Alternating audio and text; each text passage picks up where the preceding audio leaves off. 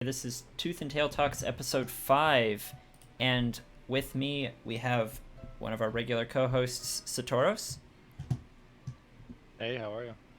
and we've got a new guest today with us. This is Tatanka. Hello. Let me, let me adjust real quick here.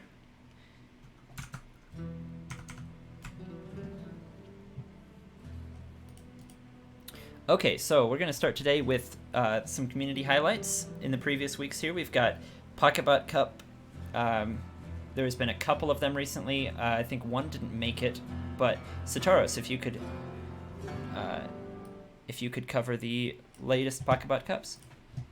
Yeah, sure. So we didn't have a show last week, so we're gonna be talking about the last 2 weeks. But um, so 2 weeks ago, on the 21st, pretty typical PBCs, where we had in the European Cup, Tatanka taking first place, Lego Man taking second, and somebody called DBS taking third. I've seen them post a couple times in the Pocketbot Discord, but I haven't actually seen them at all, so I was kind of surprised to see that.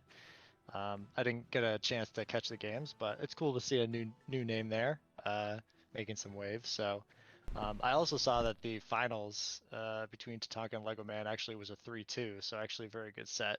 So that was definitely exciting. And then in the American PBC, similarly, Tatanka taking first again. Myself, Satoris actually taking second. That was a 3-1 series, pretty good. And then Trumpet taking third. Again, Trumpet hasn't been playing as much, kind of off and on, but he showed up for that one, did very well. So props to him. And fast forwarding to this last Monday, the 28th, there wasn't an American PBC, but there was still a European one, and it was actually pretty big. There were quite a few people playing in it. Tatanka did not play in it, but a bunch of other people did. We had actually Melvin Throw, excuse me, Melvin Throw taking third place. Melvin Throw is one of his nicknames. There's jokes about that, but anyways, he actually took third place, which is a little surprising. He usually is in that first or second place slot, but we actually had first and second were Tiki Gray actually taking first place over Meek, and that was a 3-2 series. So Tiki Gray, again, also hasn't been playing as much recently, but he definitely showed up for that tournament. Shows he can still play, and yeah, it was a very interesting bracket to look at for sure. Um, but to talk, I'm actually curious since we actually have you here on the show. It's a great honor. You're usually the one crushing PPCs left and right. Um, what happened with that series against Lego Man, if you can remember back that far? Oh yeah, that series was actually well. The first game I championed Snake, the player Snake, as Yeah. my champion in the first game. So he played one game in my stead, Ah, which okay. he was very close to winning, but in the end, Toads on Lizards, not a very good matchup. And then the second game, I tried to attack with Squirrel Toad into tier 2s, and I lost that game pretty early. And then I got the last three games, and I can't really remember how. Okay, all right. Okay, so yeah, it's so funny because like everybody knows you for your like tier 2 and tier 3 play, and obviously you're very solid with Squirrel Toad, but that's usually not when you win games. So hearing that kind of checks out with how I remember a lot of your games going. So yeah, that makes sense. I just didn't know if like Logo Man had just pulled out some amazing strategy that I just completely missed, but sounds like they were pretty normal games. You just doing your normal thing. Yep. And attacking with Squirrel Toad is not something I usually prefer doing. Yeah, So yeah. that was. Well, because a lot of times, your decks have more tier 2 and tier 3 focus. So, makes sense, but the only last thing for the PBCs is I know they actually made it so anybody can make a cup now, whenever they want. And I know there's been a couple of days now that people have kind of impromptu created some PBCs to play in. I didn't get a chance to catch any of those, but I think that's cool. It'll be interesting to see if there's like other times or other days that we actually end up having more of these happen on a regular basis. I think that'll be cool. Yeah, It's always good to I wanted get to more people. officially announce that real quick. I believe they're calling them community cups, and I got a quote from Masta saying it's the new non-Monday PBC, so anybody can start them.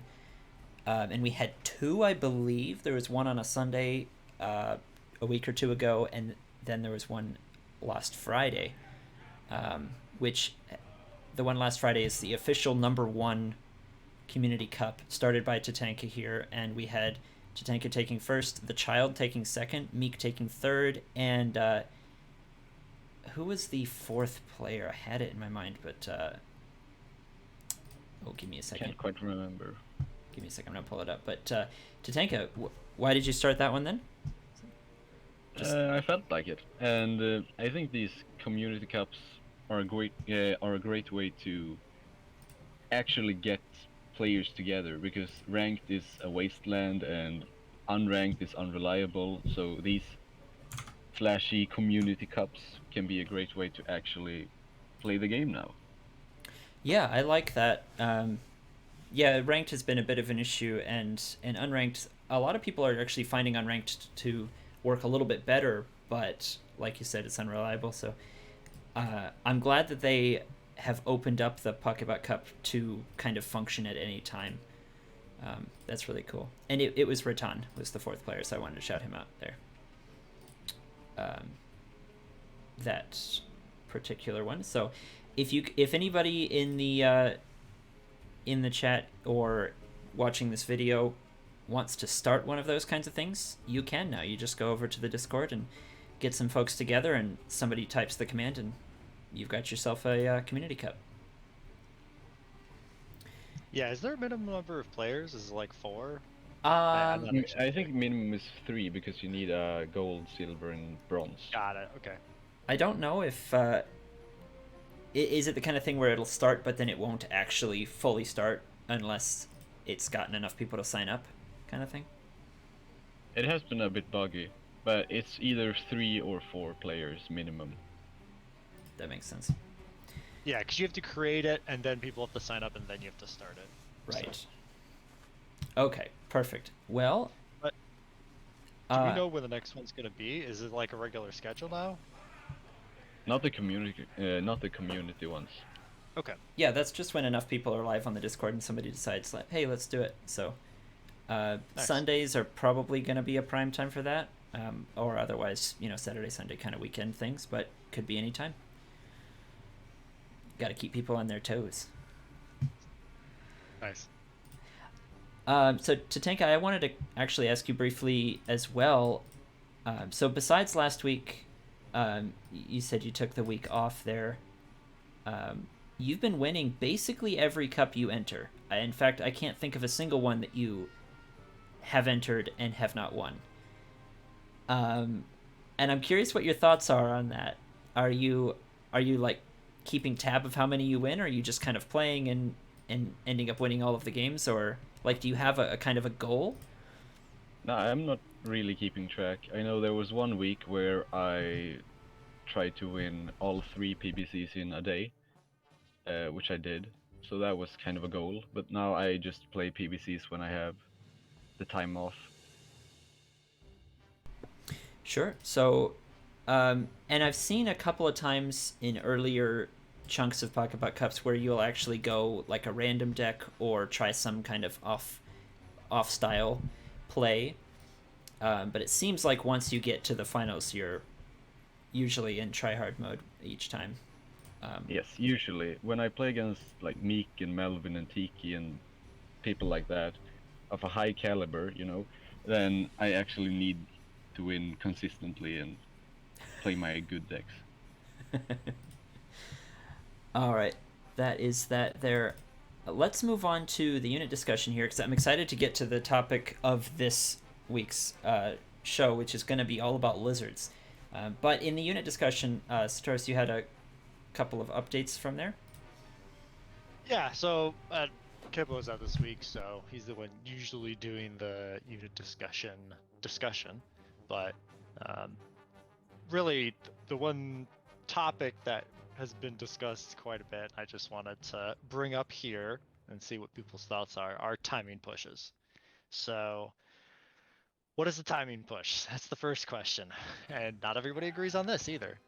But in my mind, from other RTS games, a timing push is when you have all your actions and plans and your build in general is aiming for a particular time in the game where you kind of want to peak your strength.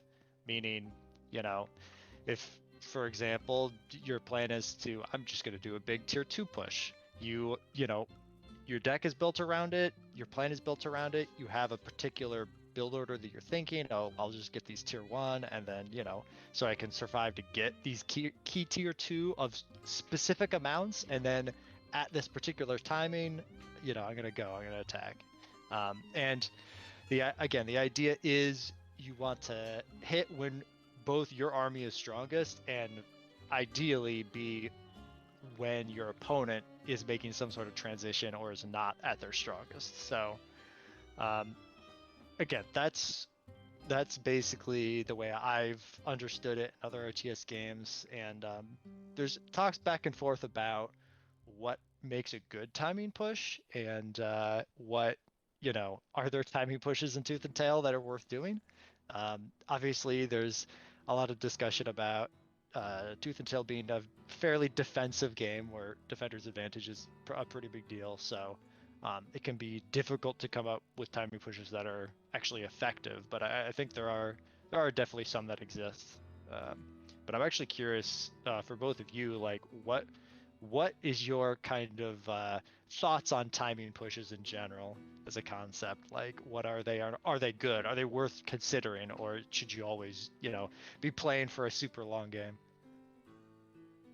So I think that a timing push also involves sacrificing like the consistency at which you build up your forces, like not building tier 1s and then selling tier 1s and building multiple tier 2s, or selling warrants to build multiple warrants to gain that spike, that tempo.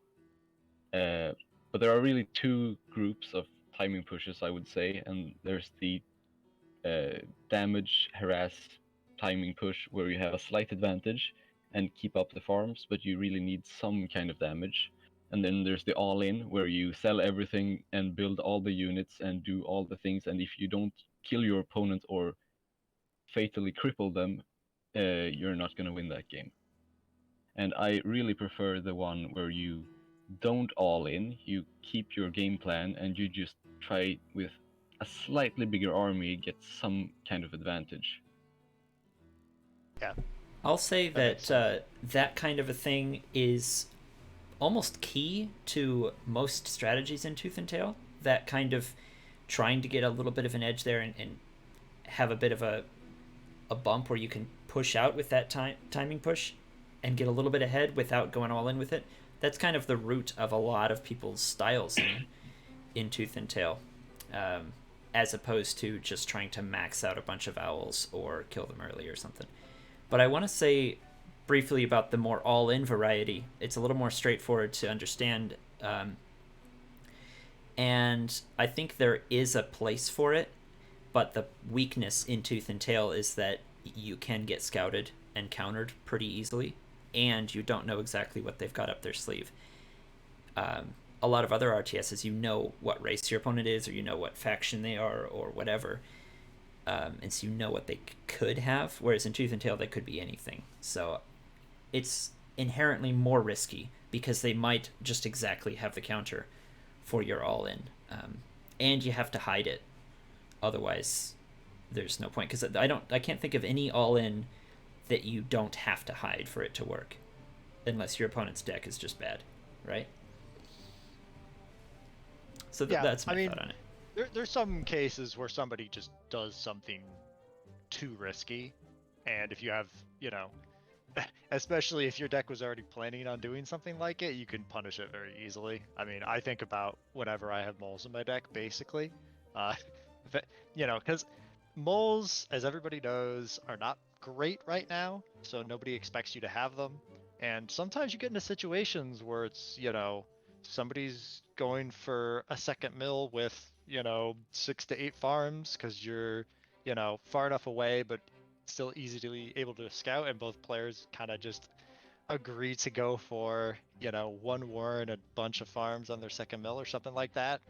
And those are the times where, like Tatanka was saying, like you can just go back and sell off like 3 farms and build a couple more warrens and just kill their mill. And there's just certain things like that where, if your opponent doesn't respond correctly, or for example, if they say, oh, they don't have morals, let me just build a tier 2 and, I should be able to hold just fine with defender's advantage and a big map.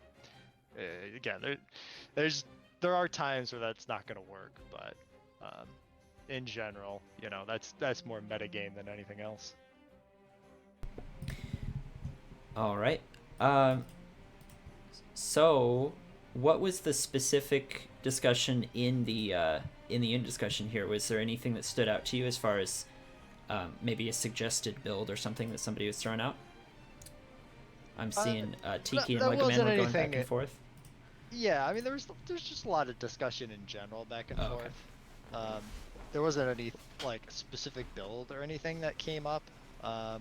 Moles were definitely discussed, but just things that are popular, like owls, for example, were talked about and stuff like that. But so more just the concept of timing pushes as like in general as a concept. Like, should we be thinking about it in that way, or would it be better to think about the game in a different way? Yeah, well, like if somebody's going for wolf owl, what do you do, right? And there's different philosophies about that. Again, timing push is theoretically one way you could possibly, punish it, right? If you build a deck and you design it so you're strongest, at a certain period of time where the wolf owl isn't out yet and you have enough time to basically do a super strong push. Mm-hmm. Conceptually, that's something you can try to go for, but is there an actual build like that exists, that's practical? That's the real question that's kind of being discussed. And then the other thing that you brought up, Tatanka, is good, is like, can you do this kind of timing push that would punish a wolf owl without it being completely all in, right? Like, you not like selling off a bunch of your economy to do it, for example, right? So let me actually bump this question back to Tatanka then, as somebody who's fairly familiar with wolf owl.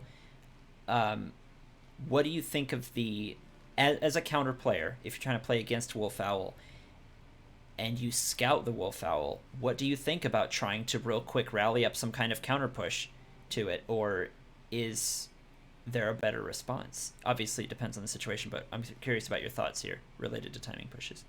So usually if you don't have an equally strong late game, you can't really let the wolf owl get up, because that will just be too efficient. It can kite too well, it can eco up behind the wolf owl snake and all that, so then you kind of have to attack. And there's this thing I did against a wolf owl snake where I had MGs and falcons, and I just saw the wolf owl and I ecoed super heavily. I had like no units, and I just made an MG wall and mass falcon, and with like a 12 farm lead I could mass enough falcons to win that game with just 20 falcons and a wall of MGs. But that's not reliable. The reliable way is probably to kill the mill, kill the units, kill some warrens, and then the wolf owl player can't sustain the wolf owl will still be up, but it can't sustain the snakes and the skunks it needs to actually kill a bulky unit combination like skunk snake itself. So, in your opinion, you would say that if somebody's going for wolf owl, it kind of forces a kind of counter timing push. Like the only option left to the other player is to try to shut it down. Yes. If they have outside of some mid-game, sort of weird strategy they've already prepared. Yes. If they have a mid-game oriented tier 2 deck, then they have to attack every time, pretty much. It makes sense. Yeah, I think that's a little different though. Like seeing that your opponent is going double tier 3 and then attacking isn't necessarily a timing push. I mean, I guess maybe technically it is, but that's usually, in my opinion, just responding to the game situation. Um, if you were planning an attack against Wolf Owl, then that's more kind of conceptually what I was thinking of. Well, here's one example. Again, maybe not the best example, but it is an example. If you know you're going to play against Wolf Owl, you can think, okay, well, I'm going to do a timing push based around Boar, for example, where you can say, okay, I'm going to go light on the eco, just try to keep close, and then try to start the Boar as soon as I can. And in that way, if they try to, if they drop the wolf at the same time as you have the boar, you know, theoretically you could have a window there where your boar's out and maybe they have the wolf, but they don't have the owl out yet. And basically, you know, all of your other units that you build and everything like that revolves around that boar. And that timing when the boar comes out and doing that push, I think of as like a timing push to try to punish that kind of build. So the distinction in your mind there is the timing push is the strategy that you came into the game with, whereas if you see something and attack as a response, you wouldn't really refer to that as a timing push. Yeah, That's just a that's response. almost like a timing push. I think of a strategy. Oh, okay. Like it's okay. planned, right? Whereas responding to your opponent that's being too greedy, that is a decision. That's almost more like tactics, trying to take advantage of some weakness that presents itself in the game. That's kind of why I make the distinction. Makes sense. Yeah, so I guess that goes back to your earlier comment about what even does timing push mean in Tooth and Tail? Is it kind of a strategy you build your deck around? Is it something you find yourself forced into? Is it a lot of things? So a lot of times there's the boar push you mentioned, not necessarily against a wolf owl, but just in general boar push. A lot of people refer to that as a timing.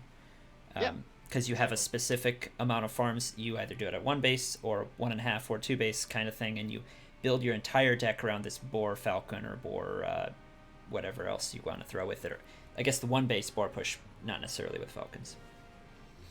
Yeah, and that's something where that's a good example of, like Tatanka mentioned, something that's not necessarily an all-in. Like, okay, maybe a 1 base boar push is an all-in, but if you go for a second mill with 4 farms, but then you drop a boar, you do a big boar push, that can be a timing attack, because even if your push doesn't work, but like, let's say you kill half their farms on their second mill, like now you're even on economy and you still have a reasonable army composition for later in the game. So it's not like you're completely lost, right? Yeah, it's not like there's a bunch of moles and now the moles are decaying, you lost a bunch of food and stuff like that. It's something that's more solid. Yeah, there's a wide array of possible endings. Your boar could explode uselessly. It could explode and kill a bunch of their army in its army trade. You could kill some of their farms. You could kill their entire mill. You could keep the boar alive and back up, and that's all you've got, or your whole army. There's a lot of different possible things that could come out of that. So it's not particularly all in, but still is a kind of timing.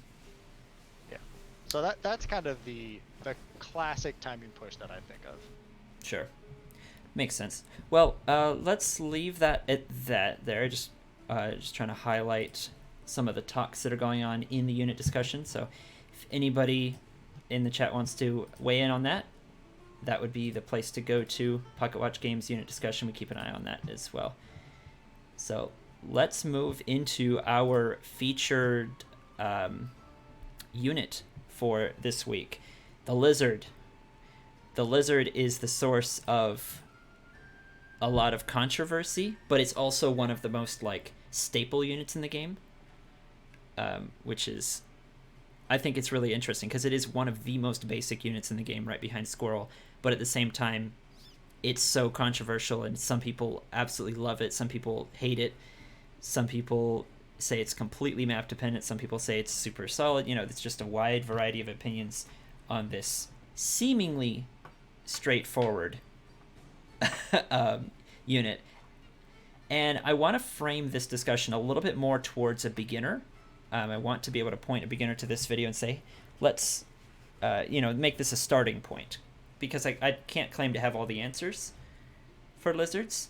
And, there are certain people there's a lot of people I'd want to get on here if I wanted to have the definitive answer for lizards. But just as a starting point, because a beginner could look at the game and go, oh, they're pretty standard. They're a unit, they fight. They're not ranged necessarily. Like, they're very short range, they're kind of fast. Seems pretty straightforward.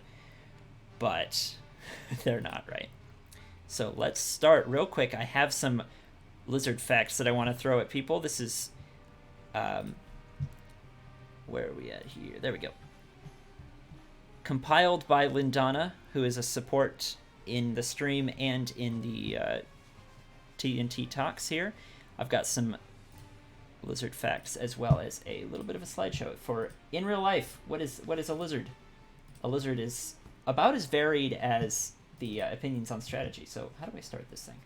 Present. Okay, so to start off, what you see in front of you is a lizard. This is a lizard. It is a legless lizard, and these live in Australia. Where is my list of facts?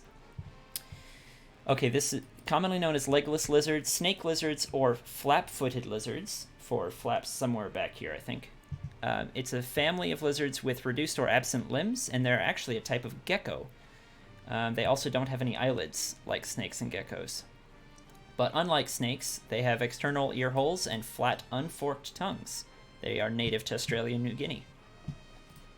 So there you go. There's some snakes. And an extra little fun fact with these guys. There is a type of legless gecko called the Javelin Lizard that lives in Australia. And I just think that's funny because what do lizards in Tooth and Tail use but javelins? So second fact here, Komodo Dragons. This is the largest, heaviest lizard in the world and one of the very few with a venomous bite. These guys usually weigh about 150 pounds or 70 kilograms. But the largest ones have reached up to 10.3 feet. That's the largest verified specimen, or 3.13 meters, and weighed 366 pounds. They can briefly run at speeds of up to 13 miles per hour or 20 kilometers per hour. So these guys are big and scary. I think these guys would have to be a tier 3 unit in Tooth and Tail, not a little tier 1.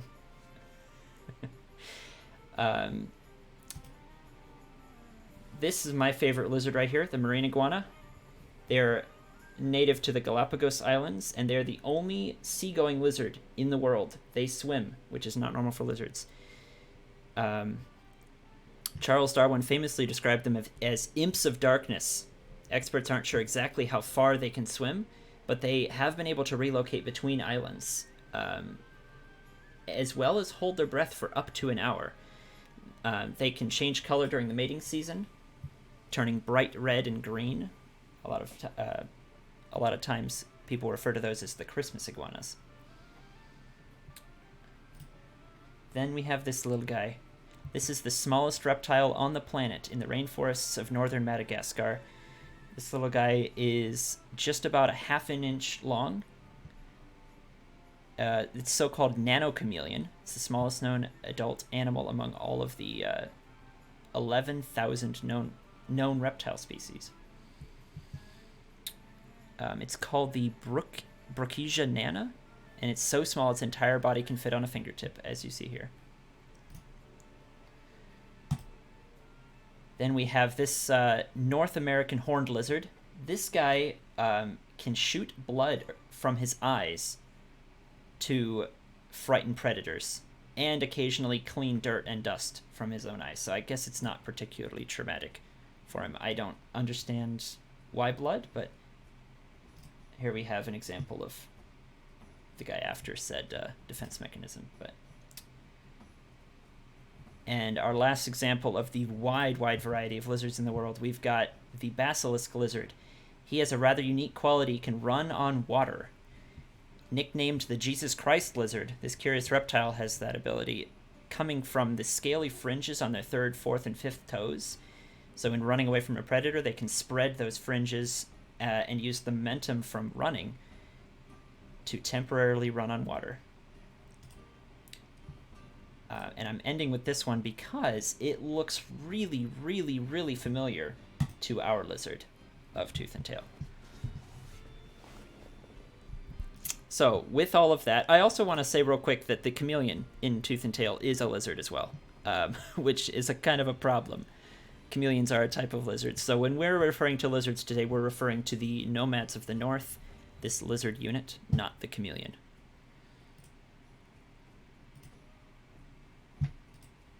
All right. Now, moving on to in-game here. I'm going to real quick summarize the stats of our in-game lizard. They are a tier 1 unit. They have 8 hit points and 3 damage per second with a short 2-tile range. It is technically considered a melee attack at range because of its ability to attack barbed wire. It's kind of like halfway in between melee and ranged because they can also shoot up and hit birds in the air with their little thrown javelins. So it's kind of interesting that way. Compared to squirrels, they have the swift benefits. They're faster than squirrels, and they have 1 more health point and 1 more damage than squirrels, I believe, at the expense of much less range. So they're kind of designed as a skirmisher type here. I think take 10 seconds to build. I think that's basically all of that. One thing I want to check with you guys, did you know that, or is this still the case, that the reptiles and amphibians in Tooth and Tail heal 3 times as fast in their own territory? Like once they start healing? I have a spreadsheet pulled up here that says the lizard heals 3 times as fast. Are you guys aware of that? If that's the case, I didn't know it. And you said here's a couple lizard things as well. there. Yeah, there was some misinformation. Okay, correct me, please. Yeah, so lizards can't attack barbed wire once it's built. Okay. That's only chameleons and moles, I believe. And yeah, they have 3 damage instead of 2, like the squirrels. That's like one of their biggest things that's different. Having 50% more damage is kind of a big deal. I believe they have the same HP as squirrels right now at 8. Okay. Yeah, they both have 8 HP, so the important difference is that squirrels kill lizards in 4 hits, and lizards kill squirrels in 3 hits. Yep. Yeah, that's why a lot of times, there is the range difference. Obviously, 2 range versus 4 range. Squirrels definitely have better range. They're definitely better in cases where there's like a hard line because of, like MGs or just some defenses, and you're trying to like poke at the opponent. Lizards are not good for that, but squirrels are better. But obviously lizards, their extra speed is the other thing that makes them, very different from squirrels. Okay, fair enough. Thank you for correcting me on that. Pulling some of that information off the wiki. Yeah, the wiki's pretty outdated. Unfortunately. Yeah. Yeah. So that would have been true several patches ago, or quite a few patches ago then. I have heard that lizards' attack is considered melee, but that might not actually have any actual impact on the game anymore, since they cannot attack wire. But, alright, so, they said used to be. Let's go right into some of the styles of builds that lizards can be used with in-game, and I've pulled up a list here. I've compiled a list. This is not exclusive or exhaustive. This is not all of the uses you can use lizards for, but it's just kind of an introduction to some of the various lizard styles, and I wanted to get some of you guys' input on these. The most infamous lizard use that I know of is the 4-farm double.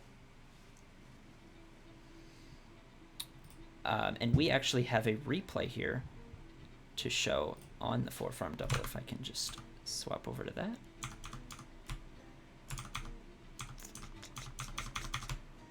Here we go. Okay, in-game here. I've got a replay to show a classic 4-farm double. This is From Meek versus Tatanka. Tatanka, remind me, this is just a casual game between you guys, or was this from a tournament?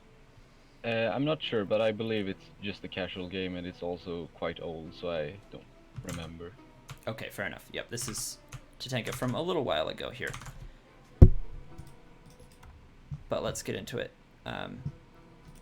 Meek's not the only one to do this. I think everyone who has played this game for any number of months has tried this at some point. I sure have. And if not, they've at least had it happen to them. So for any newer players, this is a style you should definitely be aware of. So here we've got Tatanka in the yellow up here in the left, Meek in the bottom. Both sides just starting their farms as usual and scouting. And here's the point I want to highlight. So Tatanka is just about to find Meek's base here. Meek's starting his farms. He's got farms 5 and 6 started. He moves out of range and immediately burrows back so that Tatanka cannot see. He's selling off his farms so that he only has 4, and he's buying the lizards. The reasons for that are you don't want your opponent to scout it, and you can't start building lizards right away anyway, because you want them built at the same time. So Tatanka scouts it, heads back, and let's just fast forward here real quick to see what happens with this 4-farm double when it hits. So the idea is that you're going to show up at the opponent's base with lizards far earlier than they expected. Kind of an interesting response from Tatanka with the turret out in front. 2 lizards definitely cannot take on a turret, but Meek just goes around, and the goal here is to kill pigs. And he does get away here, killing 2 pigs, and that's... I'll just pause right there, the replay. That is plenty of value. Meek didn't just win with it, although that happens as well, but that is enough value to make it worth it, because now both sides here have 5 finished farms, and Meek still has more lizards. So it's not a huge advantage, but it is an advantage for sure. Yeah, in this case, again, Tatanka had MGs, so it wasn't as catastrophic as it could have been. A lot of times against players that don't have barbed wire or MGs, or I guess maybe mines, basically some way to quickly defend, besides just building a tier 1 warren, you kind of just lose everything. You know, you end up losing 1 pig, and then 2 more lizards show up, and then you lose another pig, and then another, and it just kind of snowballs out of control.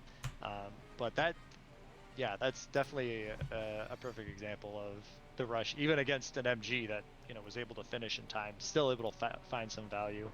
And at the end, it's pretty close to even, but again, especially if you catch your opponent off guard, and again, especially if they don't have defenses, you can just easily win the game just straight up right then. So it's a very dangerous cheese to go for.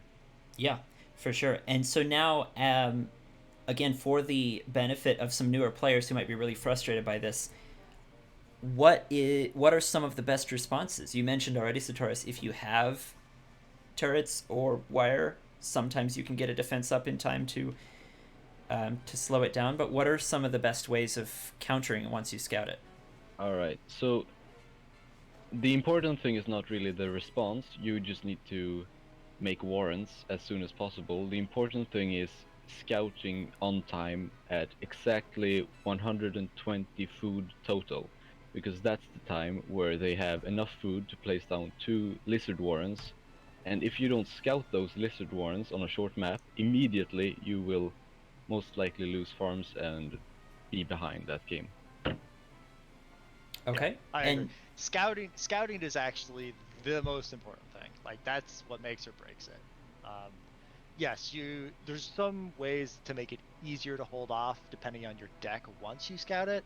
Again, if you have wire or MGs, I think that's just the easiest thing, because the whole point is they build in 10 seconds, whereas with a warren, the warren takes 10 seconds to build, and then it takes another 10 seconds to get 1 unit. So essentially it takes 20 seconds. So because of that, defenses makes it a lot easier to hold off once you scout it, but it's all about scouting it. The sooner you see it, the sooner you can respond. And if, like Tatanka said, if you're scouting exactly when the second farm should go down, and again, you keep an eye on them and make sure they don't sell off like that. Obviously, you can't wait around forever, right? But as long as you're there, that will give you the best opportunity to scout it in a timely fashion and be able to respond.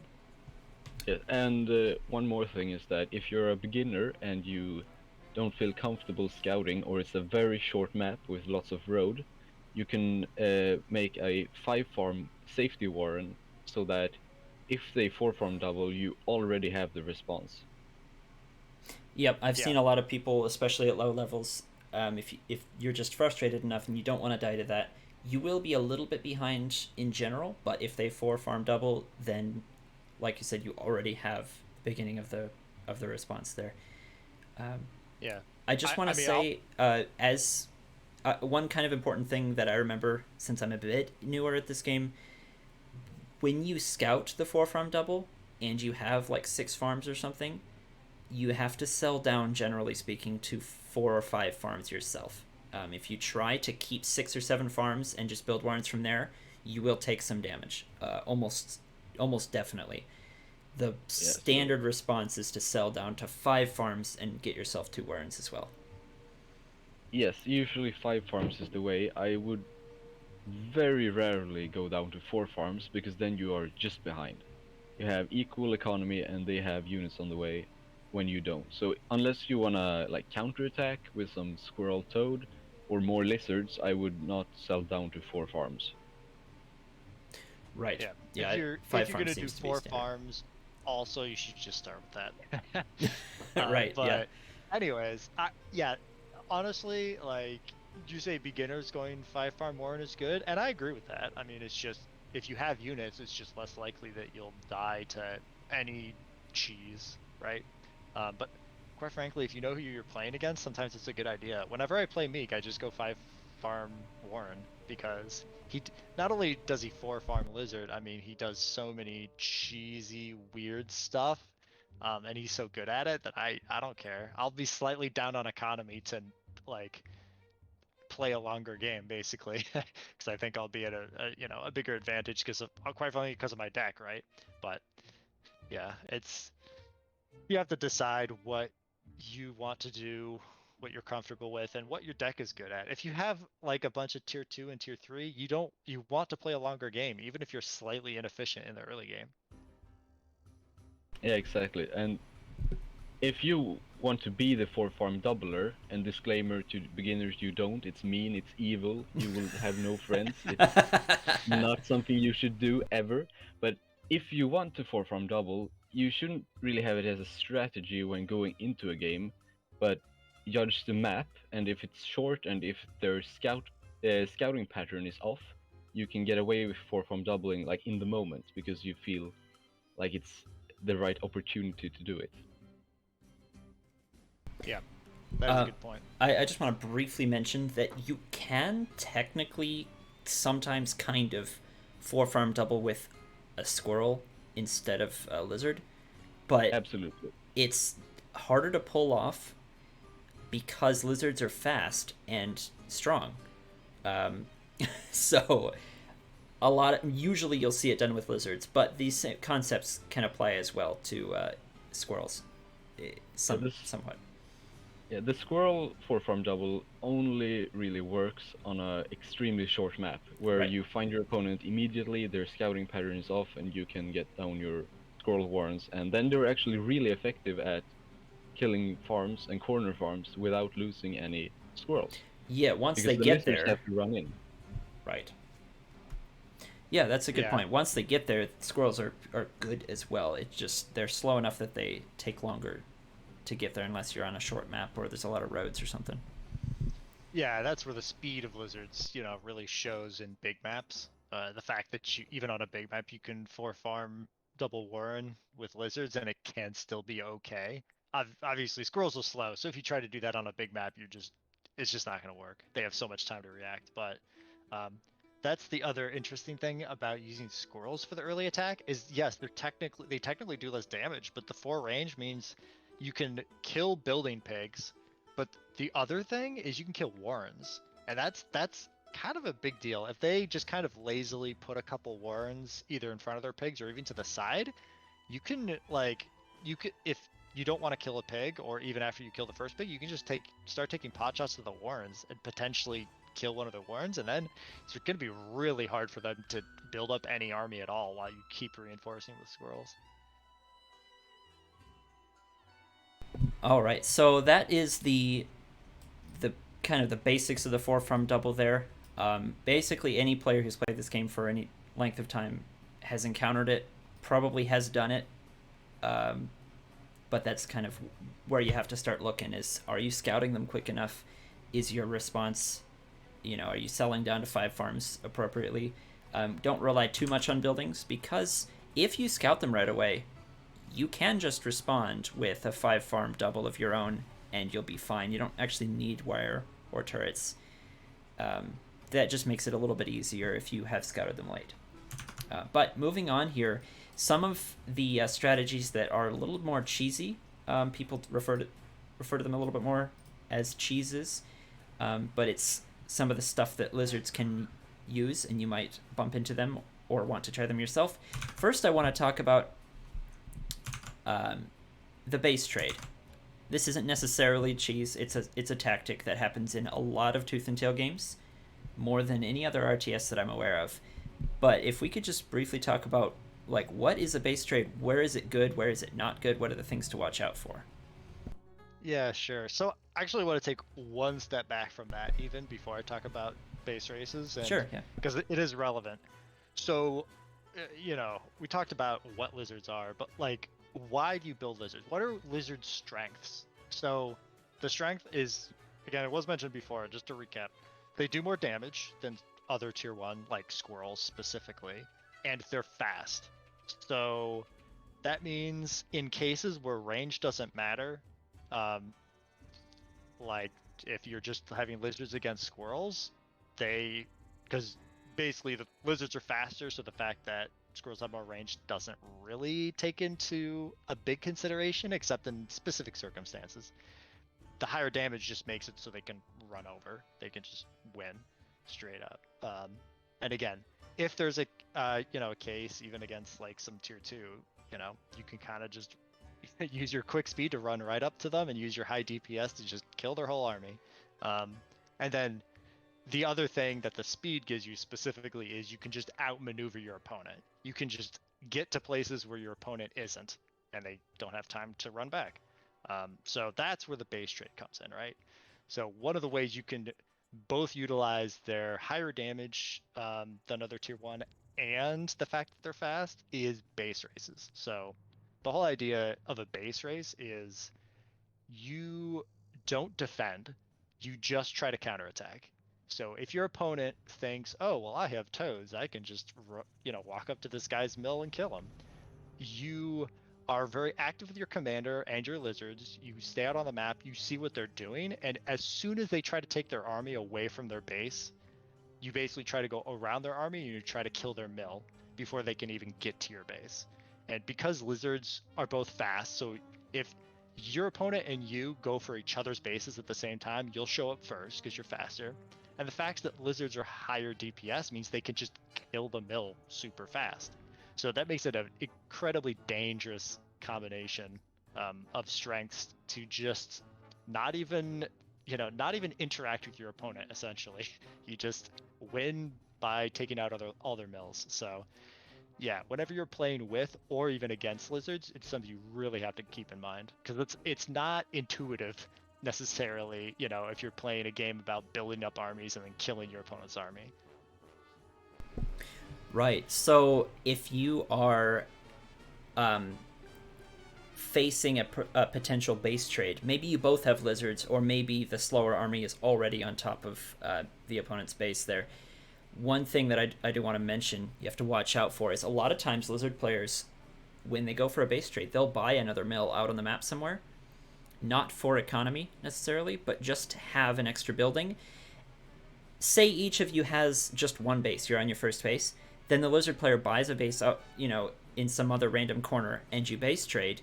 Even if you kill their first base first, and then they kill yours, they have that extra one off the side of the map, so they're still going to win. I don't know if I put that very clearly, but just be aware that a base trade might be less obvious because somebody might have an extra base somewhere on the map. Yeah. And if you want to do a base trade, I would highly recommend snagging a base halfway to your opponent's base, just to have that safety net. Yeah. To be super clear, because I didn't actually mention this, but you alluded to it, the way you actually lose a tooth and tail game is all of your constructed mills are destroyed and campfires. Yep. So, first of all, mills that are currently building doesn't count. Right. It has to be finished, completed mills. So that's why, if you build another mill as a lizard player out in the corner of the map and you wait for it to complete and then you go for a base race, again, you could kill their mill after yours gets destroyed, but because you have another one, you don't lose the game. You kill theirs, that's the only one they had, you win. And that's where, if you're playing against lizards, just buying an extra mill and waiting for it to complete before you move out can be a hedge against that. Yep. So with that general concept in mind, the base trade, I want to talk about what people have affectionately termed the pile style. Tatanka, are you familiar with pile style? Excuse me. So that's the style where you have ferrets and defenses, and I'm that's referring pretty to much all I know. I'm referring to the Oh, one you where you mean have. lizard all defense? Yes. Yep. Yeah, that's a deck that doesn't use the base race as a tactic, but rather a strategy. They go into a game expecting to win a game by base racing because they will put up defenses that if your opponent tries to go around them, they will just base race you indefinitely. I do want to throw a quick disclaimer out. There are some varieties of pile style. The basic that everyone refers to is 5 defenses and lizard, but there are some varieties where you sub out one of the defenses for another unit to help out. But as Tatanka was saying, you go into the idea specifically with lizards to try to base trade. Yes, and usually the way you get ahead by doing this is to go ahead and get ahead in eco or tech behind the lizard defense, because even if you don't have as many units, the lizards can base race faster than a squirrel tier 2 army. Right, so you basically have lizards and threaten, harassment or base trading, which requires them to play defensively, and then you can, because they're playing defensively, you can get ahead in eco and build up a defensive wall and hide behind that. And then when you're ready, you can force them to attack you, or you just wait for them to attack you at any point during the entire game. And when they do, they have to fight through defenses, and you get to have lizards base trading them. That's kind of at its core, that's what the pile style is. I also believe that the gentleman uses that strat very efficiently and often, from what I've seen. Yeah, in fact, we've got a gentleman in the chat right now. He's saying the original actual pile style was lizard, pigeon, badger, and 3 defenses. So basically that, but also having badger if the game goes too long. There was also some other variants of that, including one that has owls, one that has moles. But the idea is similar. You can get ahead because lizards are scary, and people have to respect the base trade. If they don't respect, you just kill them. If they do respect the base trade, you can get ahead, get your defenses down on the map, and pull ahead in eco. Satoros, do you have anything to add to that? Have you ever tried this? Well, I've certainly played it against it, and it's basically that. So your opponent has to respect the base trade threat, so they have to play more defensively. They can't move out as liberally. They can't punish what you're doing as much, which allows you to do, like, normally if you were just talking about lizards and just other units, that means okay, I can take another base earlier, be a little greedy with economy, and kind of go that route. The other thing is, when you're playing with defenses, is you can use that threat to just take map control. You can get a really strong presence in the middle of the map with balloons or arties or just barbed wire and MGs, whatever you want. and like make a very difficult situation for your opponent for a long game. Because obviously, you know, if you're just against lizards, you can just play defensively, get a reasonably big army, so you can either place enough defenses at home to prevent a base race and then move out, or just leave units behind that can defend against the lizards and then just move out with a big enough armor you can just kill them anyways. But if they're able to set up defenses in the middle of the map and prevent you from taking more than like a second mill, all of a sudden they can be the one saying, okay, I'll just wait, I don't need to do anything, I'll just eventually starve you out. It actually can be a very difficult situation on some maps.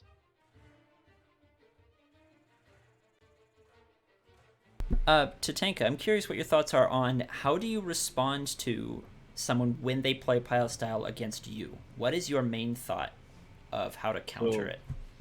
My competitive decks that I use to win don't have defenses.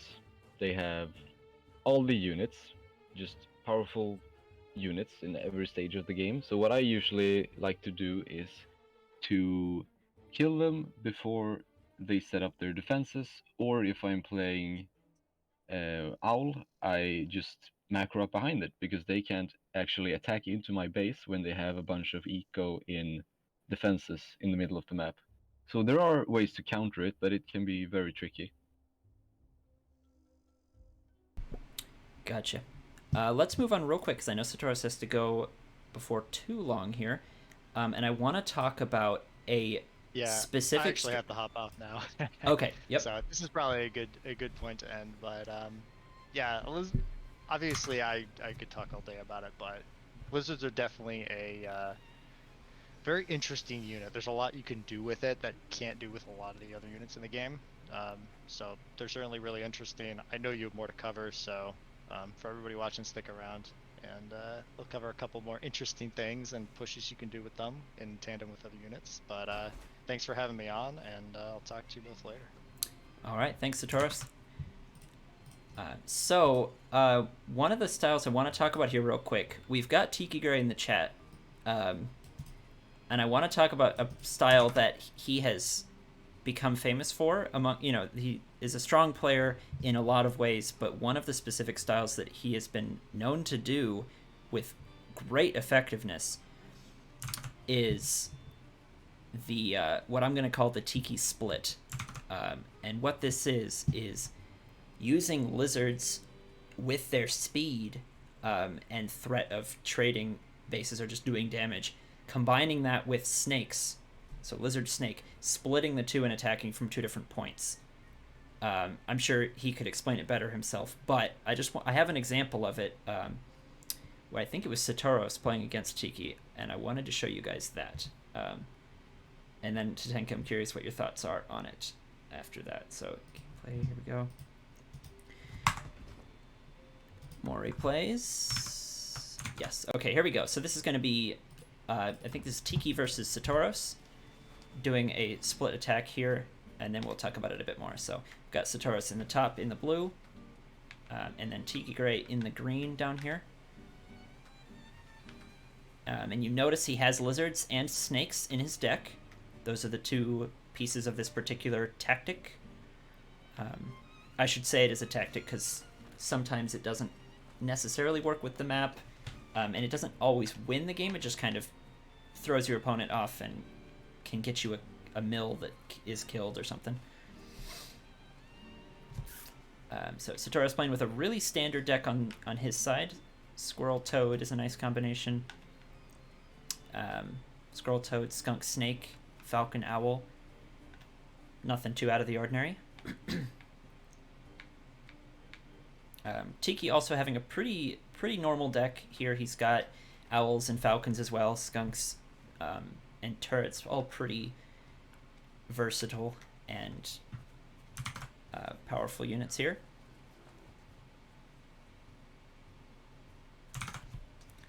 I'm going to speed up here for a bit. It is a kind of a mid-game push. So Satoros expanding here. Tiki getting some lizards.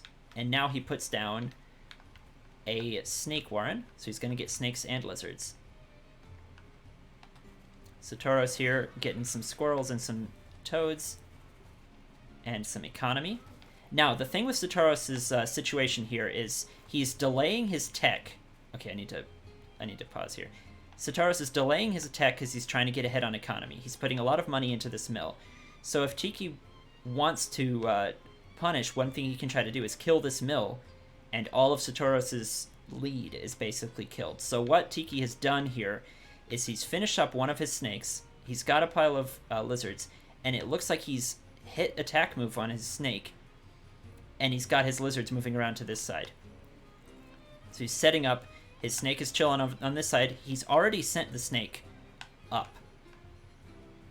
I'll have to go back and figure out when exactly he sent the snake up, but he's threatening an attack on this side with his lizards. And Satoros can't really ignore it because lizards can kill pigs and stuff so fast. So Satoros is chasing away the lizards with the toads, right? Meanwhile, this one snake, this whole time, this one snake is going up here. It's going to start attacking that mill. Lizards still creating a threat. Going in, they might kill a pig or two. So Satoros has to respect it. He cleans up all of the... let's take a look here. He cleans up all of the lizards after they kill a couple of pigs. But meanwhile, this one snake has completely killed this mill. Gone. So the comment I had earlier about one thing Tiki can do to get ahead is kill Satoros' eco lead. Sure enough, that eco lead is gone. Now, Satoros is going for a counterattack here. He's killed off the one troublesome snake. But Tiki's done enough damage, and he's going to put some turrets up to defend here. Satoros is kind of forced to counterattack because he's behind on eco. But with the turrets up here, Tiki Gray holds very well, actually extremely well, even killing the commander to pick off these reinforcements. And now Tiki Gray is just really far ahead. He's got snakes, so he's ahead on tech. He's 2 farms ahead, and he could even sell these turrets and expand really quickly if he wanted. So there's a lot of options. That is the tactic that we're looking at. So, Tatanka, I'm curious what your thoughts are on this. That's it doesn't always work that well. Sometimes it works even better, but that's kind of the idea, and I'm curious your thoughts here. So this is a strat that should not be attempted by beginners because it's very difficult. But you know, if you learn it, it's great. It can work on some maps. On some, it's a lot more difficult because you need to set up the snake flank against the second mill, and sometimes that just doesn't work. But if it works, you get far ahead. You know, you kill a mill and farms, and you have some sort of lead because that's how the game works. If you kill stuff, you get ahead, and if you get ahead enough, like in that game, your opponent can't really come back because if they go greedy and you're active, you can just kill them, and if they try to eco, you can just eco more or kill them. So that's one way that Tiki, and I think only Tiki really, wins some games just straight off the bat, because Satoros is not coming back from that mill dying. Right, yeah. When Satoros counterattacked, he only had a couple of options. Either just be a little bit behind and try to either tech up or eco again, or counterattack. And when he counterattacked, Tiki is ready with the turrets. He's in the chat saying that Lizard and Snake is really actually a terrible composition when it comes to a straight-up fight. So he kind of needed those turrets for the counterattack, but the Lizard Snake wasn't supposed to be a fighting army. It was for that one tactic, and then he's got, you know, skunks and other units to be able to fall back into. There are other ways of doing split attacks like that. We've got Premium Bow in the chat saying Lizard Cam. You can do that as well. So for beginners, I would recommend thinking about how you can actually split your army in effective ways. Even just coming at a fight from 2 angles and surrounding your opponent's units can sometimes be very good.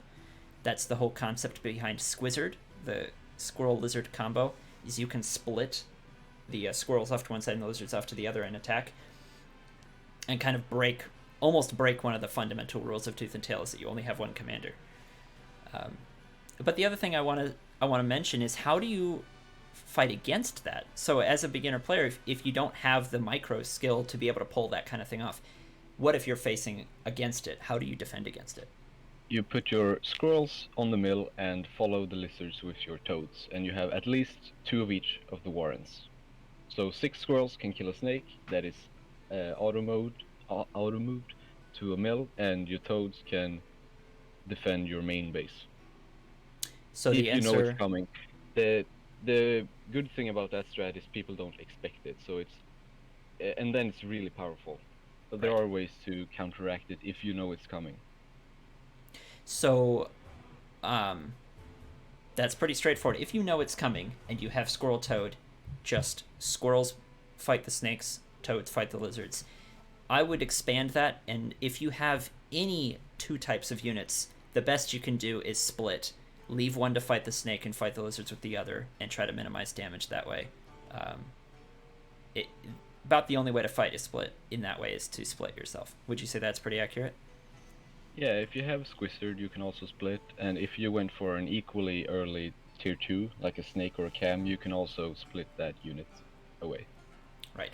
So it's not that hard to fight if you see it coming, but if you're hit with it and you only have one unit type, like mass squirrel, there's no real easy way out of it. Yeah, if you have squirrel pigeon or lizard only or squirrel only, you're gonna have a bad time. So there you go. That is a strat that I have seen, and it's one of my favorite, one of the favorite tactics I've seen, honestly. So I just wanted to mention that. So back to one of the most important things you can do with lizards, again, especially for a newer player trying to figure out what the function of a lizard is, right? I want to talk about harassment, and we've already been talking about it like off and on with all of these other things, but just the idea of harassment and what that can do for you as a player. And so say you have both players are trying to tech up into some tier 2. Both players have started their expansions, but you have lizards. What are some things you can do to harass that can really give you a big advantage? So yes, lizard harassing is something you can do on many maps, especially open maps, with lots of entrances and spread out enemy mills, so they can't really defend all their territory in one spot. And one thing to keep track of is your opponent's scouting pattern and army placement, because if your opponent doesn't scout your lizards and they're at your base and their army is out of position, that's when you can lizard harass to great success. Right, so, and now how about the counter side of that? Just at the basic level, how do you deal with if your opponent is lizard harassing? You can split your army so that it's evenly defended towards the angles you're not scouting. So if you have 2 pathways and lizards could go either way, you have to put your army in one path and scout the other one. So if they try to harass you through the path you're scouting, you can burrow back and defend accordingly.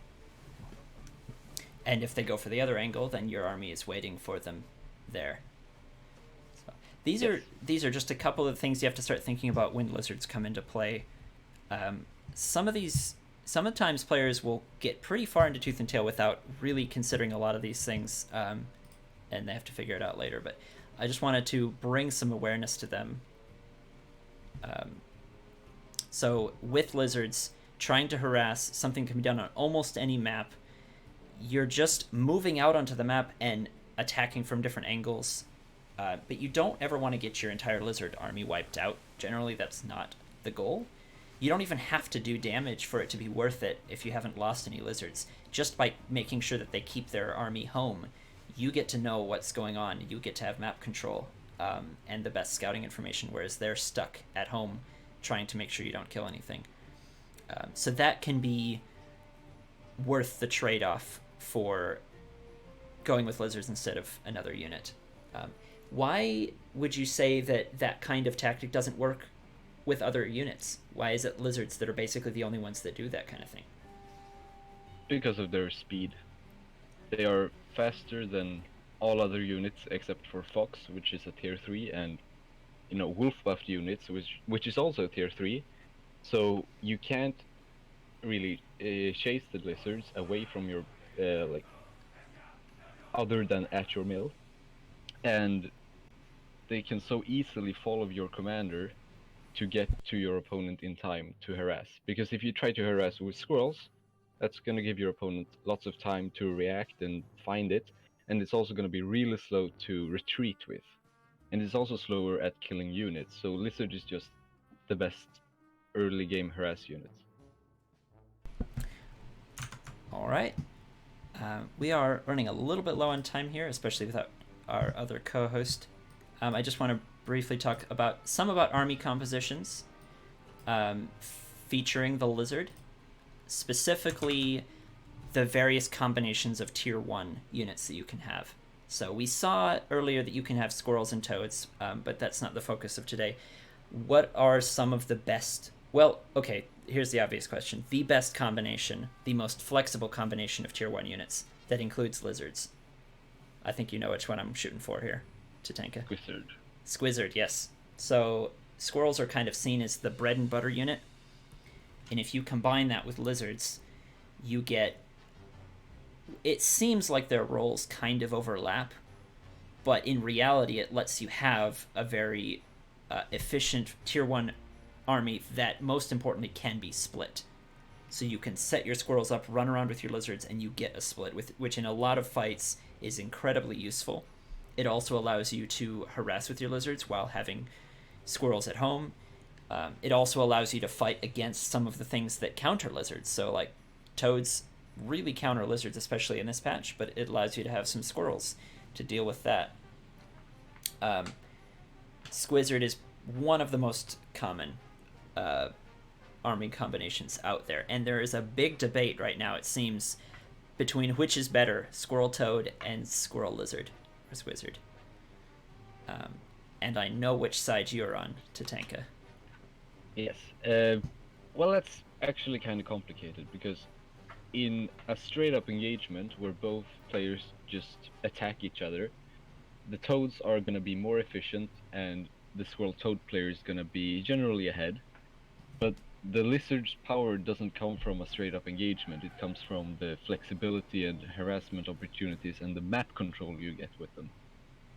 So I would say that in a fight, Squirrel Toad is better, and it might be better defensively. But if you want to have map control and be a bit more flexible, you could really make Squizzard work. And it's not like Squirrel Toad always wins in a fight. If you are a skilled Squizzard player, you can definitely out-micro some Squirrel Toad players. Let me latch onto that moment there. Micro is really one of the sources of the debate there when it comes down to a fight. What I've seen is the micro from the Squizzard player looks kind of like the squirrels kind of going at each other while the toads chase the lizards around and the lizards try to avoid the toads. Or some variant of that, where basically whoever has more squirrels beats the other player's squirrels. While if you have, say, three toads can chase 6 lizards around. Yes, and that's why, that's why I don't really make many toads. I have been criticized for making too few toads. I usually go to 12 or 15 squirrels and 3 toads when facing Squizzard, because I think that the superior squirrel count lets me be so much, I can focus on those 3 toads hitting the lizards and don't have to worry about the squirrel fight. Right. And 3 toads can do a lot against lizards.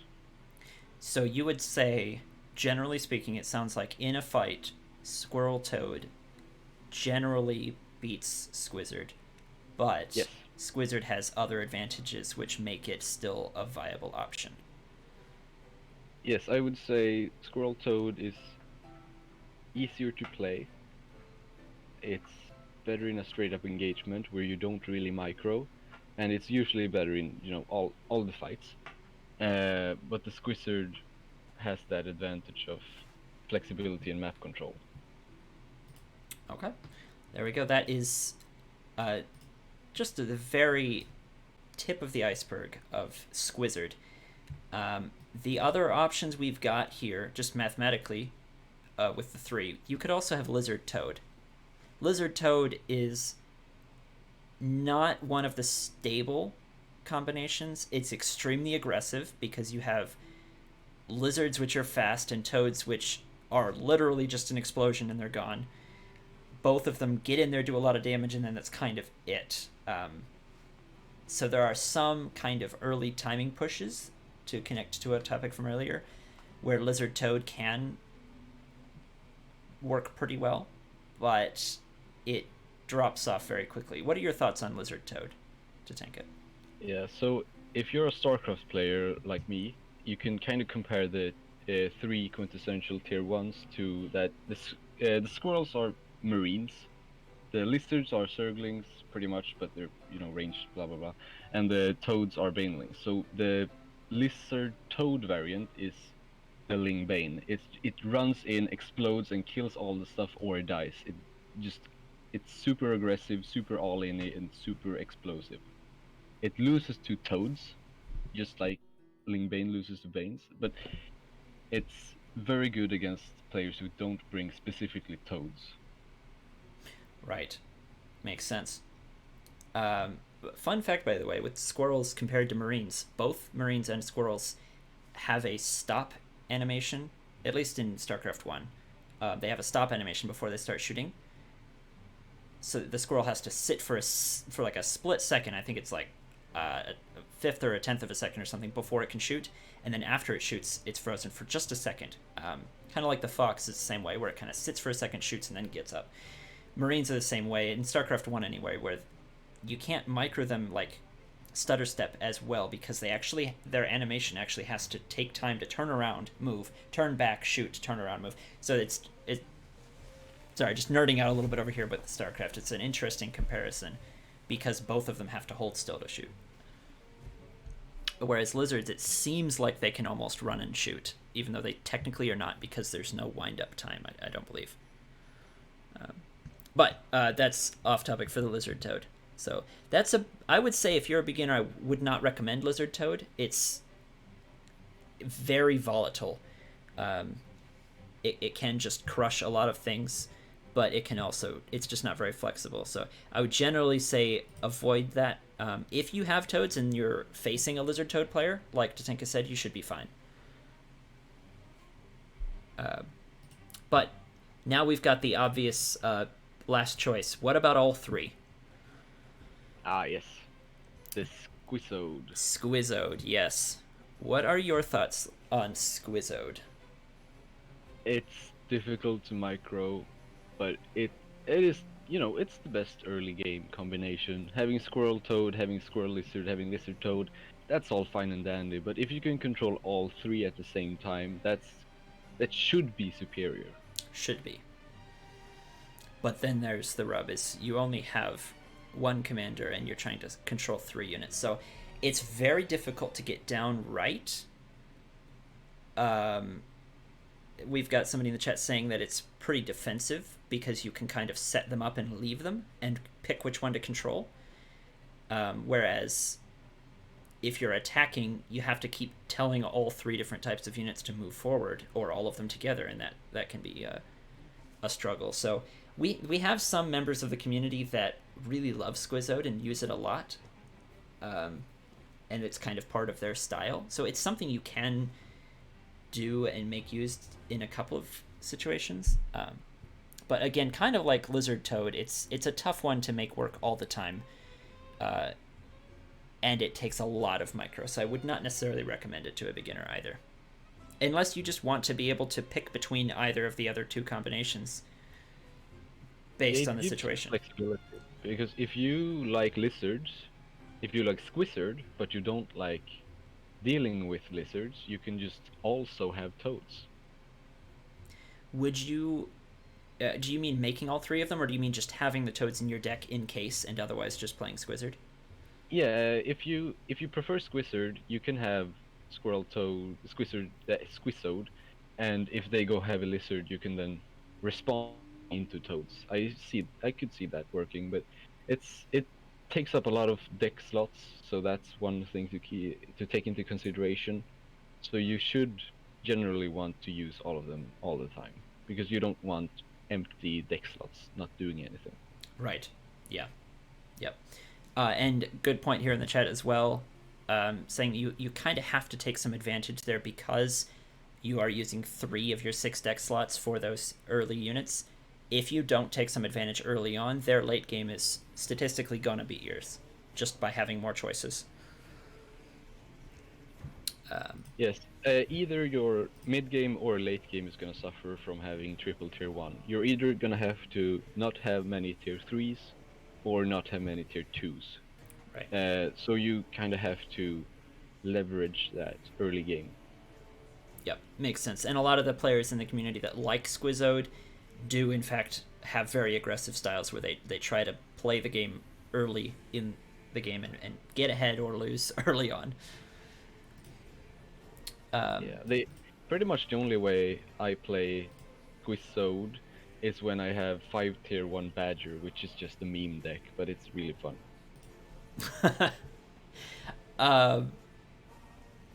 So let's talk briefly about how the lizard scales into the late game.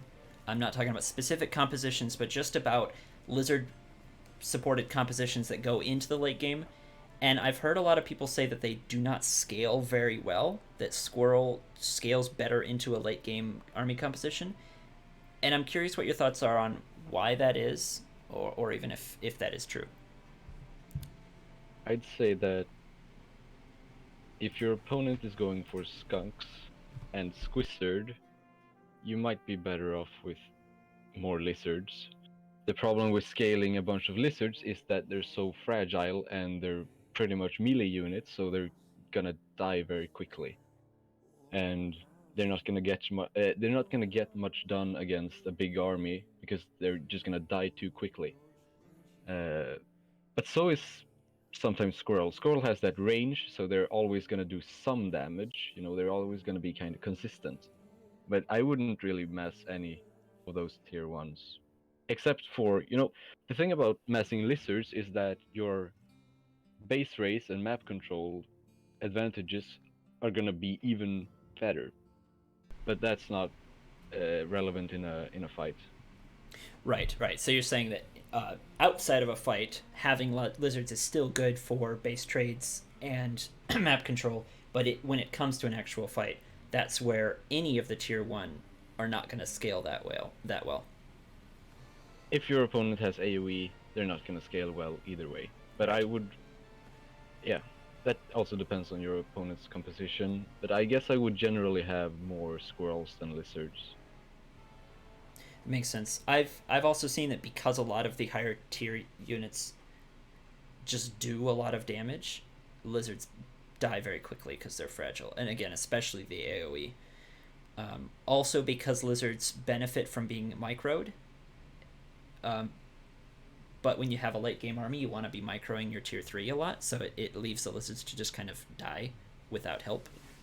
Yeah, that is a big consideration because you want to micro all the things in the late game. You want to kite and you want to, back off with your low health units and focus fire and do all the stuff that you can't really do if you're just microing your lizards.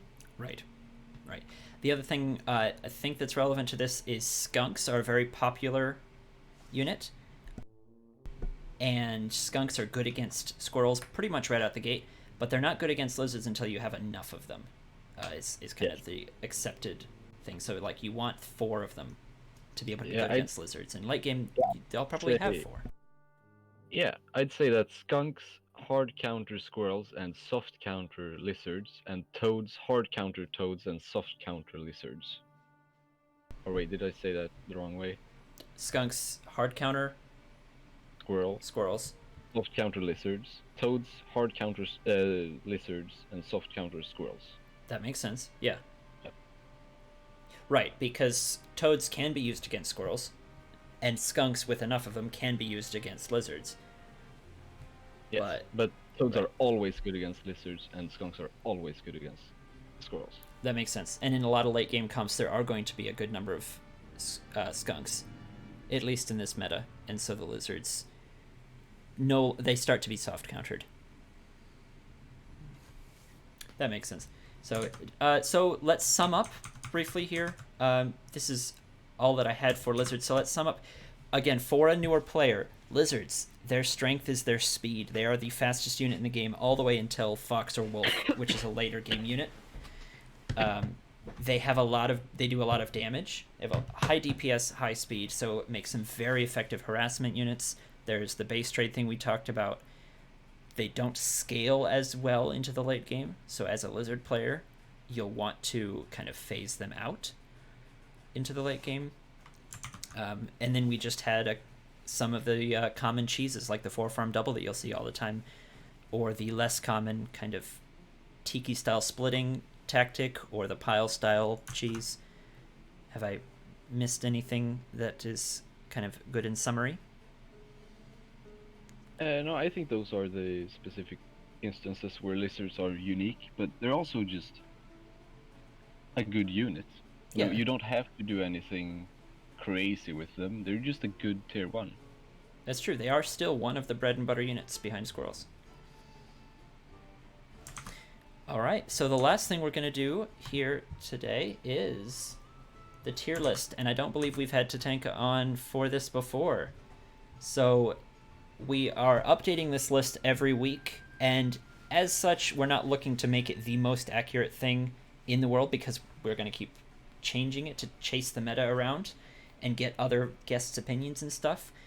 But just kind of as a fun game and a general summary of where things are at, each of our guests gets one adjustment, and then I get one adjustment to the tier list from last week. All right. So... And I'll call out anything in the chat relevant that I think would be cool for the YouTube folks to hear. Yeah, so when looking at this, what stands out is some units that have a high skill ceiling, but are not really useful when you can't use them properly, like the mines. The mines are not B tier for new players because they're so difficult to use right, I think. And the cam, I feel, should be higher than C. They're not down there with ferrets. And the third thing is that, you know, after all this lizard talk, they have so many uses, they're so unique. You can go lizard only, and it's a good strat. So I would... These are more than one suggestions, but my suggestions are lizards to S tier, cams to B tier, mines to C tier, because they're so difficult to use right. Okay. Let's come back to those then, so we can narrow it down. I'll give the chat a minute or so to catch up with thoughts on those. I'm going to echo the lizard sentiment here. I don't mind having it in A tier, but considering it was the target of today's video, and it was like, it's so versatile, like you're saying. It has so many uses, even if in a straight up fight it's not S tier. As a unit to take control of the game, makes sense to move it up. We've also got Lucas in the chat saying Lizard's S, Lizard's OP boy. In fact, Lucas, every time you are here, you say Lizard's OP and Lizard's S. So we've got a Lizard fanboy here, the Liz boy fan. Yeah, the game would be very different if lizards didn't exist. Like, you wouldn't be able to harass your opponent without slow cams or something like that, and you wouldn't have base racing as a reliable strategy, and the game would be very different without lizards, and they're so common and so useful in so many situations, and they can swing games. They don't have to be ahead. You can be behind or on equal footing and use lizards to win games. So I would put lizard in S tier. Another thing to mention is lizard's strength directly scales with the map as well. Some maps shut down a lot of the options that lizards have, and some give them basically overpowered status as well. That is true. They are more map dependent than squirrels and toads. Right. But not so much that it makes, like balloons are extremely map dependent, ferrets can be, but they don't seem to be so map dependent that it makes them absolutely worthless in any situation, as long as you adapt to what you've got. But I do want to say, case in point, the 21 duels that is going on right now, Gents Tournament is, I think it's its second week right now, and I am the first boss to it. And my boss rules are no lizards, no fox, and no wolf, none of the speedy units. And that has huge, huge implications. The map is also bigger, and there's some other slight adjustments, but the biggest change I've noticed out of all the little rules in my particular stage is no lizards is absolutely huge, as you were saying. Yeah. The lizards are a contender for S tier for sure. All right, let's talk about the other two then real quick here. Mines, you're saying that there is a high skill ceiling, but for most players and in a lot of situations they're not that good. They should be dropped down. Yes, I think that in general, on average, mines are not gonna be that useful. I will say that since we're talking about lizards, mines are occasionally useful to stop lizard harass because they can be put at chokes and kind of damage the lizard player and chase him back, but that doesn't always stop them, and you're also investing money into mines that might not get used. Last week, wait, why did that do that? Sorry about that. Last week, Kipo was saying, Kipo and Satoros and I kind of agreed that if we were to make more changes, it would be dropping mines and turrets down to C tier. So you've got support from the previous episode on that as well, Tatanka. That's nice. I don't agree with dropping the MG though. I think that's a tier higher than RT and mine. Okay, fair enough. Now how about cams? You suggested moving them up. They were previously in B, and we dropped them at previous episode. How dare you? They are not C tier. They are a good tier 2 unit, especially in mid-game armies, where if you have cams and your opponent doesn't, and you can leverage that in a fight, they're gonna be fantastic. And they have options, like lizards. They can harass and stuff, not as quickly, but you know, they're invisible. That's always fun. Okay. So I would not have the cams in C tier. All right. So now that we've kind of mentioned each one, I might be going with lizards for mine, but now you have to pick one. What'll it be? One change. Lizard S tier. Lizard S tier. All right. There you have it, folks. That is Tatanka's adjustment.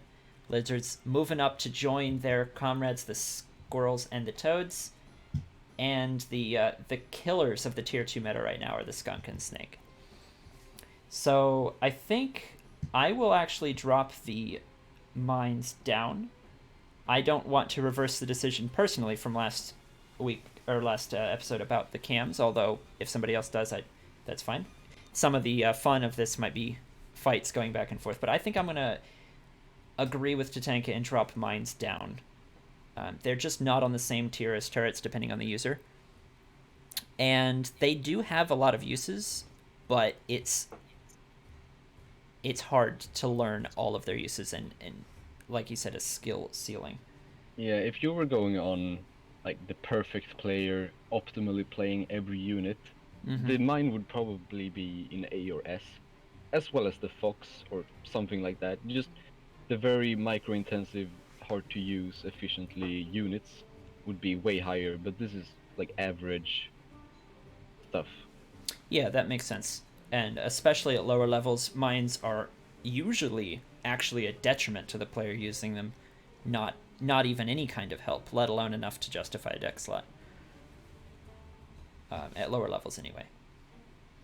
All right, that is our tier list, and that is our episode.